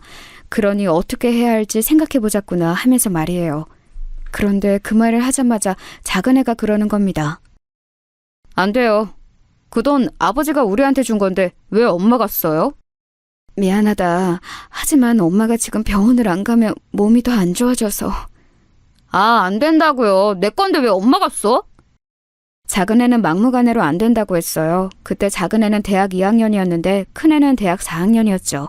그나마 큰 애가 한 학기 남은 상황이라서 다행이었어요. 큰 애는 작은 애를 흘낏 보더니 비웃으면서 그러더군요. 아쉽긴 하지만 엄마 쓰세요. 그리고 나중에 집 팔고 나서 저한테 그 돈 주시면 되는 거예요. 뭐? 그런 게 어딨어? 난 4년 내내 장학금 받아서 다녔어. 님 뭐 했냐? 학점 망해서 등록금 다 내고 다녀놓고? 큰애의 일침에 작은애는 제대로 뭐라고 항변도 못하더군요. 하지만 저는 그리 개운한 입맛은 아니었습니다. 큰애는 어쨌든 이 집을 팔고서 등록금에 해당하는 돈을 내놓으라는 뜻이었죠. 장학금은 받았어도 그동안 등록금에 해당하는 돈은 큰애가 따박따박 다 가져갔기 때문에 남은 건 없었어요. 나머지 한 학기의 돈도 그렇게 하겠다는 뜻인데 정말 아픈 엄마 생각은 조금도 하지 않는구나 싶더군요. 물론 제가 아파서 아이들 앞으로 마련해 놓은 돈을 써야 하는 건 너무도 미안했지만 그래도 좀 씁쓸했어요. 일단 나중에라도 돈이 생기면 주겠다 애들한테 약속하고서 제 치료를 먼저 했죠. 몸은 여러 면에서 훨씬 나아지기는 했어요. 아무래도 집중적으로 치료를 받아서. 그러고 나서 애들이 졸업한 이후에 이제 취업을 했죠. 다들 군대도 대학 들어가자마자 다녀와서 칼 졸업에 칼 취업이었어요. 작은 애가 큰 애보다 좀 늦되고 공부를 잘하진 못했지만 그래도 나이 먹으니까 나름 야무지게 자기 일은 잘하더라고요. 물론 그것만 해도 참 감사하긴 했습니다. 나이 먹어 자기 앞가림 못해 부모 속 썩이는 애들이 한둘이어야죠. 취업하고서 큰애와 작은애 둘 다 20 후반일 때 결혼했어요. 큰애는 좋은 대기업에 들어가서 아주 미인을 만나더라고요. 게다가 상당히 친정이 잘 사는 집안이라 저한테도 우리 집이 꿀려 보이면 안 된다고 성화가 말도 아니었어요. 아들은 스펙 좋고 나름 훤칠하게 키도 큰 아이라서 그 아가씨가 반했던 것 같은데 결혼까지 가려니까 집안도 중요했던 거였죠. 예비 며느리라고 온 아이는 저희 아파트를 흘끔흘끔 둘러보면서 약간 마땅찮은 표정이었던 게 기억이 납니다. 그럴 때마다 큰애가 불안한 듯이 며느리 눈치를 봤었고요. 언제나 제 앞에서는 당당하고 할 말 다 하던 큰애라서 며느리 앞에서 그렇게 불안하게 좌불안석인 걸 보니 굉장히 낯설더라고요. 큰애는 상견례를 할 때도 어지간히 성화를 부렸어요. 우리가 집에 잘 살진 못하니까 어머니라도 교양 있고 우아한 부인으로 보여야 한다면서요. 그쪽 집안이 뭔가 바깥 사더니 법 쪽에 종사하고 괜찮은 집안이라서 우리 집도 그러기를 바라는 것 같았어요. 하지만 저는 애초에 가난한 집에서 살고 식모일을 하다가 봉제 공장에 들어갔던 여자인걸요. 어떻게 갑자기 교양 있는 귀부인이 되어서 그 사람들 비위를 맞춘답니까? 저희 남편이 살아있었어도 마찬가지였어요. 남편도 그저 소매점으로 먹고 살던 평범한 장사치였고 그렇게 좋은 집안 사람들하고 마주할 능력 같은 건 없었죠. 그래도 상견례에서 만난 사도는 그리 나쁜 분들은 아니었어요. 제가 그렇게 좋은 레스토랑에 익숙하지 않아서 쩔쩔맸지만 이해하는 얼굴로 지켜봐 주시기도 했습니다. 예비 며느리도 그저 웃고만 있었고요. 하지만 도리어 큰애가 저한테 난리를 부렸죠. 이런 곳에 안 와본 티 내지 말라고 촌스럽다고요. 한식집이었는데 직원이 와서 따로 음식을 덜어주고 고기도 내주고 하더라고요. 저는 그것도 모르고 먼저 반찬 나오자마자 그냥 집어먹고 제가 좋아하는 찬이 나와 살짝 당겨서 맛을 봤던 것뿐이었어요. 별로 잘못한 것도 아니었는데 큰애는 정말 난리도 그런 난리가 없었죠. 큰애가 그렇게 조바심을 내는 걸 보고 작은애가 한참이나 비웃었어요. 자기는 형처럼 저렇게 눈치 보는 결혼은 안 할 거라면서요. 그래도 큰애는 별탈은 탈 없이 결혼했습니다. 그리고 3년쯤 뒤에 작은애는 자기 직장에서 만난 아가씨를 데리고 왔습니다. 작은애가 데려온 예비 며느리는 또 뭔가 저희 집하고 다른 의미로 잘 맞지 않았어요. 가리기는 했지만 손목 쪽에도 문신이 살짝 보였고 발목에도 문신이 있었어요. 작은애의 말로는 멋쟁이라서 그렇다고는 하는데 저희 시대에는 사실 문신이 그렇게 좋은 모습이 아니긴 하잖아요. 그래서 저는 좀 미신쩍은 얼굴로 있었는데 새치만 큰 며느리하고는 다르게 작은 며느리감은 아주 살갑게 어머님 어머님 하면서 잘 달라붙더라고요. 애가 그렇게 나오니까 저도 그냥 좋아서 오냐오냐 하게 되었고요. 사실 작은 며느리감은 제가 선호할 만한 애는 아니었어요. 친정 부모님은 두 분 다 안 계시고 어릴 때 아버지가 돌아가신 후 최근 어머니가 돌아가셨다고 하더라고요. 편못을 하에 자랐다는 건데 며느리감으로 선호할 만한 가정 환경은 아니었던 거죠. 게다가 대학을 나온 아가씨도 아니고 고졸이었고 작은애 직장에서는 격리로 일을 하고 있던 아가씨였고요. 그래도 아들이 행복하다면 제가 어떻게 말리겠습니까? 그래서 그냥 결혼을 시켰죠. 사실 제가 큰애나 작은애 둘 다한테 별다르게 할 말이 없었어요. 제가 비록 어미이기는 했지만 별다른 능력이 없어 남편이 남긴 돈으로 먹고 살고 있었고 그 때문에 애들 결혼 비용도 많이 대주진 못했거든요. 사실 아예 대주진 못할 지경이었는데 집을 팔아서 일부를 주기는 했습니다. 큰애가 결혼할 때 그랬거든요. 자기 등록금 제가 병원비로 썼던 거 결혼식에 쓰게 해달라고요. 그런데 제가 뭐 돈이 있나요? 그래서 제가 살던 집을 팔고 그 돈을 일부 떼어서 주기로 했죠. 큰애는 좋은 집 딸하고 결혼해서인지 지금 당장 돈을 더 주기를 바라기도 했어요. 이왕 유산으로 줄 거 그냥 자기한테 지금 달라는 시기였죠. 그럼 엄마는 어디 가서 살라고 이러는 거니? 경기도 쪽으로 가면 전세 싸요. 빌라 쪽 가시면 얼마든지 그 돈 절반만 가지고도 구해요. 아니 그럼 나는? 형이 그만큼 가져가면 난 결혼할 때 빈털터리로 가요? 형 줄 거면 나도 그만큼 지금 주든가. 나중 되면 아예 남는 것도 없어서 나만 닥쳤던 게 되는 거 아니야? 정말 아찔하더군요. 작은 아들은 아직 큰아들 결혼할 때 결혼할 사람조차 없었는데도 자기가 받을 돈이 없을 게 걱정된다면서 자기도 돈을 주기를 바랬어요. 큰아들은 작은 아들이 회방을 놓자 울컥하는 듯한 모습이었지만 자기도 할 말은 없었죠. 장남이라는 걸 내세워서 조금 더 받으려고 들고 심지어 그냥 유산 줄 거 지금 달라고 아파트 판 돈을 죄다 내놓으라는 식으로 말하기도 해서 제가 일단 막아섰어요. 그럼 너희들 이 돈 다 나눠주고 나면 엄마 모실 거니? 그건... 당연히 모시죠. 같이 살면 되잖아요. 뭐가 문제예요? 큰아들은 지금 당장 결혼하는 상황이니 제대로 말을 못하는데 작은 아들은 철딱서니 없이 잽싸게 대답하더라고요. 저는 작은 아들의 그 말도 믿을 수 없었지만 큰아들이 바로 대답하지 못하는 것도 너무 서운했어요. 하지만 큰아들은 한참이나 고민하더니 이윽고 고개를 끄덕이더군요. 사실 뭐 그 돈 주시면 꽤 큰 집 구할 수 있을 테니까 그럼 모시고 사는 거 어렵지 않죠. 그 말 믿어도 되는 거니? 전 쟤하고는 달라요. 될 만할 때 말하는 거예요. 큰아들은 조금 차갑게 대답했지만 도리어 그 말이 작은 아들의 호언장담보다 미더웠어요. 그래도 제 말에 조금이라도 고민을 하고서 대답을 한 거였으니까요. 그래서 큰애 결혼 직전에 아파트를 팔아서 애들한테 나눠주었죠. 저한테는 정말 생활비 몇 푼밖에 남지 않았고 그래서 큰애는 결혼 직후부터 저와 같이 살아야 했습니다. 큰며느리는 대놓고 싫은 티를 내지는 않았지만 그래도 마땅찮아하는 기색이 종종 보였어요. 그건 너무 당연한 일이기는 했죠. 요즘 며느리들이 어디 결혼하고서 합가할 생각이나 하나요? 하지만 어쨌든 큰아들이 어떻게 설득하기는 했는지 제가 같이 산다고 했을 때 별말 없이 받아들이더군요. 적어도 제 앞에서 대놓고 뭐라고 하지는 않았어요. 그것만으로도 감지덕지였죠. 다만 큰아들은 제가 집에 있을 때 꼭 방 안에만 있으라고 당부했어요. 지금 사돈댁에서도 제가 아들 부부와 같이 산다는 사실을 무척 안 좋게 생각하신다면서 며느리한테 거슬리지 말고 제발 방 안에서 별일 없으면 나오지 말라는 말을 반복해서 제게 하기도 했죠. 솔직히 제가 제 아들하고 같이 사는데, 그리고 이 집을 마련할 때 제가 살던 아파트에 돈도 들어갔는데 제가 그래야 하는 이유를 알 수 없었지만, 그래도 신혼부부 집에 제가 합가를 한 것이니 전후 사정이 어찌 되었든 저는 큰아들 말을 지키려고 애를 썼어요. 애들 부부 생활에 제가 방해가 되면 안 된다는 생각에서였습니다.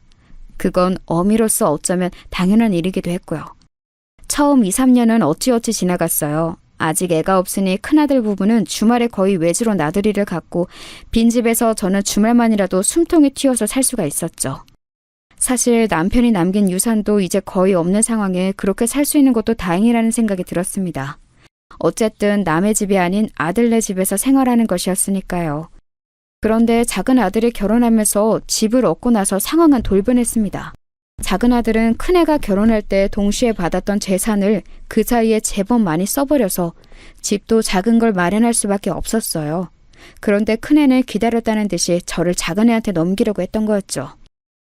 이제 네가 어머니 모셔야지. 여태 내가 3년 모셨으니 이제부터 네가 3년이야. 아니, 우리 집 진짜 코딱지만 하고 방 딱 한 개인데 무슨 엄마를 우리가 모셔? 그럼 돈만 쏙 빼먹고 안 모시겠다고? 너 돈 받으면서 호언장담했던 거 기억 안 나? 형이 더 많이 받았잖아. 그러니까 형이 모셔야지. 내가 얼마 더 받았지? 1,000만 원 더 받았나? 야, 양심 좀 있어라. 제가 보는 앞에서 큰아들과 작은아들은 서로 그런 식으로 대거리하면서 싸웠어요. 정말 어찌나 화가 나고 분하던지요. 아들들이 서로 저를 모시기 싫다고 서로 떠넘기려고 거의 드자빚을 직전까지 가는 꼴을 보니 제가 헛살았다 싶었습니다. 하지만 동시에 제 수중에 돈이 전혀 없었기 때문에 화가 나도 멀거니 보고 있을 수밖에 없었어요. 제가 애들 혼내고 나면 갈 곳이 아무 데도 없어서 그냥 길바닥에 나앉을 수밖에 없었거든요. 다 늙은 나이에 지금 어디 가서 일할 곳을 찾을 수도 없는 노릇이었고 그저 애들 싸우는 걸 처분만 바라는 심정으로 바라보고 있었죠. 결국 작은 아들이 저를 데려가게 되었어요. 방 하나 있는 집에 가서 대체 나를 어떻게 모시겠다고 하는 것인지 의문이 들 수밖에 없었습니다. 작은 며느리는 결혼 전 그렇게나 사근사근 하던 얼굴을 싹 지운 채 우거지상을 한 채로 저를 맞이했어요. 도무지 어른을 대하는 얼굴이라고는 볼 수 없을 정도로 대놓고 짜증을 내고 있는 표정이었죠. 결국 불편한 동거가 시작되었습니다. 작은 아들네는 거실에서 자고 제가 방에서 자는 상황이었어요. 방도 크지 않은데 거기에 작은 아들 부부의 온갖 짐이 다 들어와 있었고 바닥에는 저 혼자만 잘 수 있는 딱 그 정도 크기의 공간만 있었고요. 이불을 펴면 제가 제대로 움직이지도 못하고 차렷 자세로 잘 공간이었어요. 그리고 제가 자려고 불 끄고 누우면 작은 며느리가 멋대로 불을 켜고 들어와서 물건을 찾아 나가고는 했죠. 처음에는 어머님 죄송하다는 인사라도 있었는데 조금 지나니까 아예 그 말도 없이 뚱한 표정으로 들어와서 멋대로 불을 켜고 뒤적거리고 온갖 시끄러운 소리를 내더라고요. 얼마나 힘들었는지 말도 못합니다. 그렇게 작은 아들내서 몇 년을 거의 몸이 굳어질 지경으로 지냈어요. 낮에는 거의 쫓겨나듯이 밖으로 나와서 동사무소 의자나 은행 의자에 앉아서 눈치를 보면서 시간을 죽이기도 했습니다. 작은 며느리가 집에 있으면서 제가 있는 기척이라도 들리면 대놓고 물건을 던지면서 짜증을 부렸거든요. 그 꼴을 보기 싫어서라도 제가 나와야 했던 거였죠. 그래도 큰 며느리는 교양이 있어서인지 잘 배운 애여서인지 제가 들리는 한도 내에서는 대놓고 짜증을 내지 않았는데 작은 며느리는 정말 아무것도 생각하지 않고 자기 내키는 대로 화풀이를 하더라고요. 그렇게 작은 아들네와 사는 게 얼렁뚱땅 10년이 지났어요. 처음에는 작은 아들네가 3년 만에 저를 내보내려고 했지만 거의 그 시기가 지날 즈음 작은 며느리가 아이를 낳고 나니 그 애를 봐줄 사람이 필요했던 게지요. 저는 손주를 봐주면서 그래도 작은 아들네 집에서 버틸 수가 있었습니다. 하지만 애가 나이를 먹고 초등학교에 들어갈 나이가 되자 이제 작은 며느리는 노골적으로 제가 귀찮다는 듯한 기색이었어요. 그러자 작은 아들이 기다렸다는 듯이 일어나서 저를 끌고 큰아들네로 갔죠. 애들 사이에서는 또다시 싸움이 벌어졌습니다. 이제 10년이 지났으니 형네가 데려가라고 작은 아들이 저를 큰아들네로 데려가서 요구했던 거였죠. 자기는 충분히 아주 오랜 시간 저를 데리고 있었다고 생각하더군요. 하지만 제가 공짜로 있었던 것도 아니고 집안일이며 육아며 거의 제 손으로 다 했었던 건 기억도 나지 않는 듯이 굴었습니다. 작은 아들은 막무가내로 제 짐을 전부 싸서 들고서는 큰아들네 아파트 문 앞에 내려놓고 저를 거기 데려다 놓고서는 큰아들을 불러내서 모시라고 요구했어요. 큰아들은 지금 당장은 곤란하다고 짐 정리도 해야 하고 여러 가지 준비해야 한다고 말했지만 작은 아들은 귓등으로도 듣지 않았습니다. 소란에 나와본 큰며느리도 답답한 얼굴을 하고 있었죠. 저는 더 답답했습니다. 큰아들네도 난임으로 작은아들네보다 좀 늦기는 했지만 그 사이에 아이가 태어나서 육아 중이었고 저하고 같이 살기엔 정말 마땅하지 않은 상태였기 때문이었어요. 다만 제가 들어가면 아이를 봐줄 수는 있겠다 싶기는 했습니다. 다만 큰며느리네 안사돈과 그쪽에서 붙여준 시터가 아이를 돌봐주고 있어서 제가 잉여 인력일 수도 있기는 했지만요. 결국 작은아들의 막무가내에 못 이겨서 큰아들은 저를 집 안으로 들였습니다. 큰며느리는 이전과는 달리 저를 제대로 보려고도 하지 않더군요. 지긋지긋하다는 듯한 표정을 지우지도 않은 채 그냥 아이를 안고 들어가서 방에서 나오지도 않았습니다.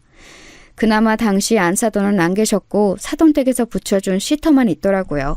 저는 정말 머쓱하고 어찌 몸둘 바를 몰라 쩔쩔매며 거실에 서 있는데 큰아들이 대충 제 짐을 들고 작은 방 하나에 밀어넣었습니다. 들어가 보니 창고로 쓰는 을씨년스러운 방이었어요. 그 사이에 큰아들은 더 큰 집으로 이사를 해서 아예 골방을 하나 만들어둔 모양이더군요. 큰아들도 며느리도 아무 말도 없어서 저는 입도 못 연 채로 그날 밤을 지냈습니다. 시터가 대충 가져다주는 밥으로 밖에 나가지도 못하고 밥을 먹었어요. 화장실은 그 방 바로 앞에 있는 작은 화장실을 급히 들어갔다가 나오는 정도로 처리했고요. 제대로 씻지도 못하고 눈치가 보여서 몸을 어찌 움직이지도 못했습니다. 아마 그 주 주말이었을 거예요. 갑자기 큰며느리가 저를 불러내더군요. 그것도 상당히 사근사근한 말투로요. 어머님, 혹시 저희 나가는데 같이 나가지 않으실래요? 나간다고? 네, 어머님, 저도 와 있어요. 저는 무척 놀랐어요. 작은 며느리하고 큰 며느리는 직접 싸우지는 않아도 아주 대면대면한 사이였죠. 하지만 갑자기 둘이서 같이 서서 밖에서 저를 부르니까 게다가 같이 외출하자고 하니까 너무 이상한 거였어요.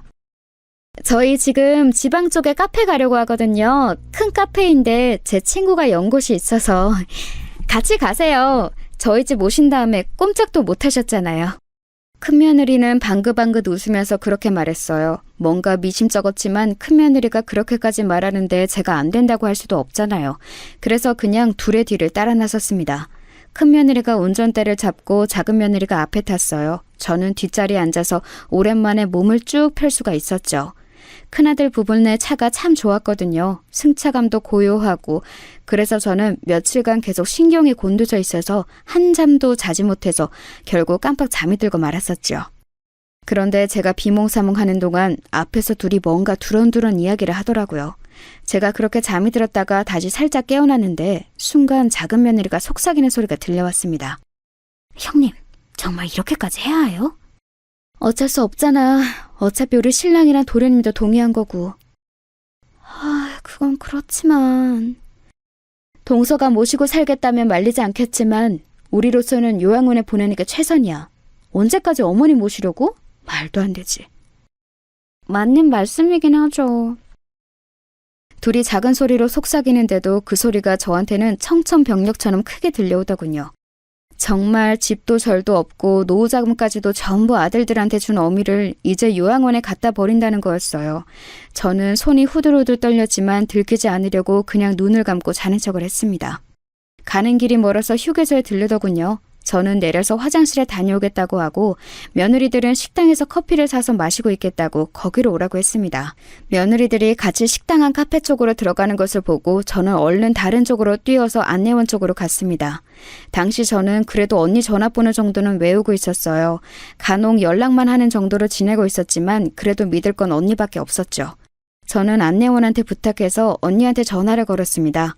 언니는 제 말을 듣고서 무척 놀라는 눈치였어요.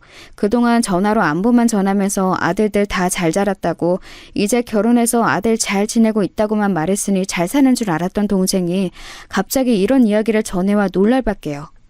며느리들이 같이 저를 요양원에 버리려 한다고 대체 누가 생각이나 했겠습니까? 언니는 조금 기다리라고 지금 곧장 차를 몰고서 가겠다고 했어요. 저는 알겠다고 하고서 며느리들을 피해서 주차장 먼 쪽 작은 건물 뒤에 숨어 있었습니다. 저 멀리로 주차장에서 며느리들이 제가 없다면서 난리가 난 모습이 보이더라고요. 하지만 저는 숨을 죽인 채로 숨어서 그 모습을 지켜봤습니다. 며느리들은 크게 한참이나 떠들더니 결국 포기하고서 차를 타고 떠나더군요. 그러고 나서 얼마가 지났을까요? 언니가 말했던 파란색 승용차 한 대가 휴게소 앞으로 바삐 달려왔습니다. 아주 새파란 차라고 언지를 해주었기 때문에 눈여겨보고 있었는데 거기서 곧장 언니가 내리더라고요. 그래서 저는 얼른 뛰어나가서 언니 손을 붙잡았지요. 언니는 너무 놀란 얼굴로 대체 이게 뭐냐면서 곧 울 것처럼 말해줬어요. 며느리들이 제대로 옷도 안 사주고 제대로 씻지도 못했던 제 꼴이 얼마나 우스웠겠습니까? 언니는 곧 저를 데리고 차에 타서 서울로 향했습니다. 저는 이미 포기 상태였고 언니를 만나서 안심해 몸이 축 늘어진 상태였지만 언니는 화가 나서 씩씩대고 있었어요. 어떻게 그런 인간 말종들이 자식으로 태어났냐면서 대체 어미를 요양원에 버리겠다는 생각은 어떻게 하는 거냐고 화를 냈지요. 연락처 내놓으라고 제대로 혼을 내주겠다면서요.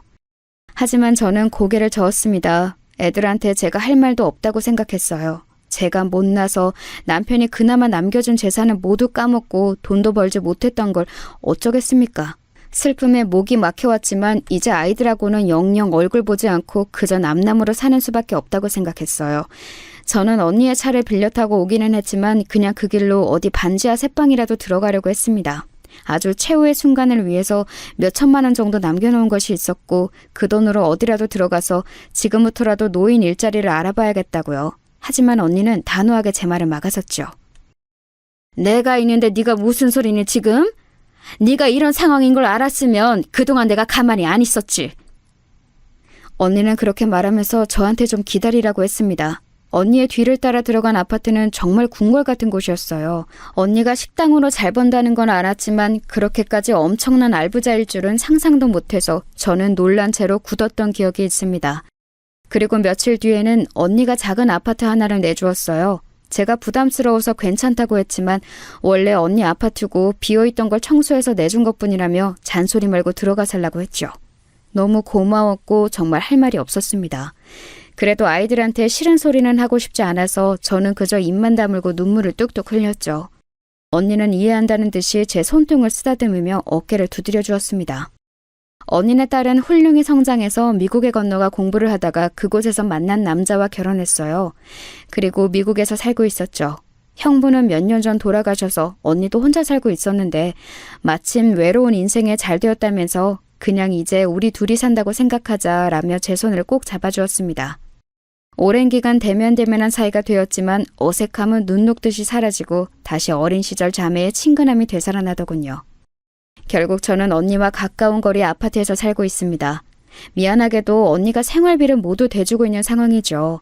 언니는 계속해서 아들들 연락처를 달라고 한번 가서 혼을 내주겠다고 벼르고 있지만 저는 그러고 싶지는 않아요. 어쨌든 제가 남편의 재산을 나눠준 것이었고 또 제가 잘못 키운 것이었으니 남 탓한 일도 아니었죠. 아마도 그 애들은 이제 제가 행방불명이 되어서 아주 편하게 살고 있을 테니 굳이 건드리고 싶지도 않았습니다. 아마 제대로 홍군형을 내주는 것을 원하는 분들도 계실 거예요. 하지만 어미 마음으로 그게 쉽지가 않네요. 물론 괘씸하기는 하지만 아직까지는 그냥 괜찮다 여기며 살고 있습니다. 아마도 저는 끝까지 그렇게 살게 될 것 같네요.